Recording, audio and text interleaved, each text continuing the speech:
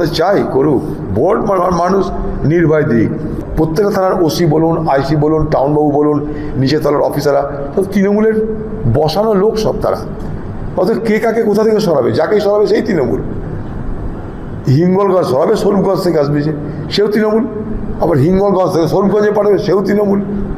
নিচে তলাটাকে মমতা ব্যানার্জি ভোটের আগে থেকে সেইভাবেই প্রস্তুত করে রেখে দিয়েছে। মমতা ব্যানার্জি জানে এসপি ডিএম সরতে পারে, নিচে তলায় সরলে এদিক থেকে সরলে ওদিক, ওদিক থেকে সরলে। দেখুন, দাবি তো সব দলই করে, অমিত শাহ আগেও দাবি করেছে। আমরা তার জন্য 4 তারিখ পর্যন্ত অপেক্ষা করতে হবে। 4 তারিখের পর কে নিরঙ্কুশ কে অঙ্কুশ সব বোঝা যাবে 4 তারিখের পর। মমতা ব্যানার্জি স্ট্রং রুমের সামনে পাহারা বসিয়ে দিন পশ্চিমবঙ্গের পুলিশকে, কারণ স্ট্রং রুমগুলো তো আপনার রাজ্যে, সেখানে তো ক্যামেরা লাগানো আছে, সেখান থেকে কোথায় কে চুরি বাটপাড়ি করছে আপনার পুলিশ দেখতে পাচ্ছে না। আপনি নিজে তো 360 ডিগ্রি একটা ক্যামেরা, আপনি নিজেই বলেন আমি সব দেখতে পাবো, পিছনে চোখ, সামনে চোখ, ডায়ে চোখ, বাঁয়ে চোখ। তা স্ট্রং রুমের চোখ নাই? ভোটে যে কেউ জিততে পারে, কিন্তু বাংলার মানুষকে দুর্মুষ করবে ভোটে জেতার পর। তার মানে বাংলায় আগামী দিনে সেই সন্ত্রাস, খুন, খারাপি, লুট পাট, রাহাজানি চলবে, সেটা মুখ্যমন্ত্রী নিজেই বলছে। যখন বাংলার মুখ্যমন্ত্রী ধমকায় বাংলার ভোটারদেরকে, যখন বাংলার মুখ্যমন্ত্রী ভোটারদেরকে ধমকিয়ে বলে দুর্মুষ করব, তখন সেই বাংলায় আগামী দিনে গণতন্ত্র থাকবে না স্বৈরতন্ত্র থাকবে বাংলার মানুষ সহজেই বুঝতে পারছে।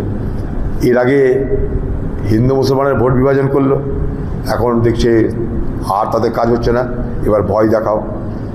বাংলার মানুষ মমতা ব্যানার্জির রক্তচক্ষুকে ভয় পায় বলে আমি মনে করি না। প্রথম দফার ভোটেও এই সমস্যা ছিল, দ্বিতীয় দফার ভোটে সন্ত্রাসের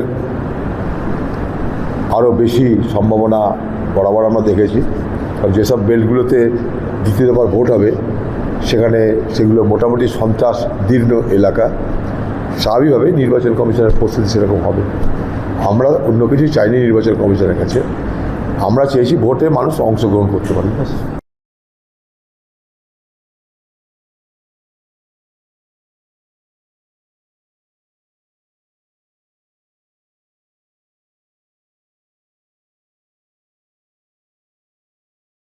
দুপুরের সুপার প্রাইম টাইমে আপনাদের সকলকে স্বাগত জানাই।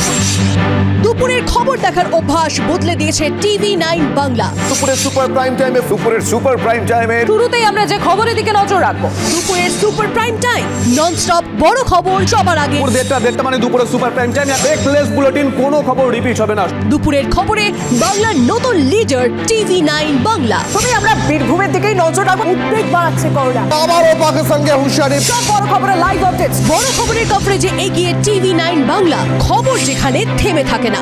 TV9 বাংলা না দেখলেই নয়।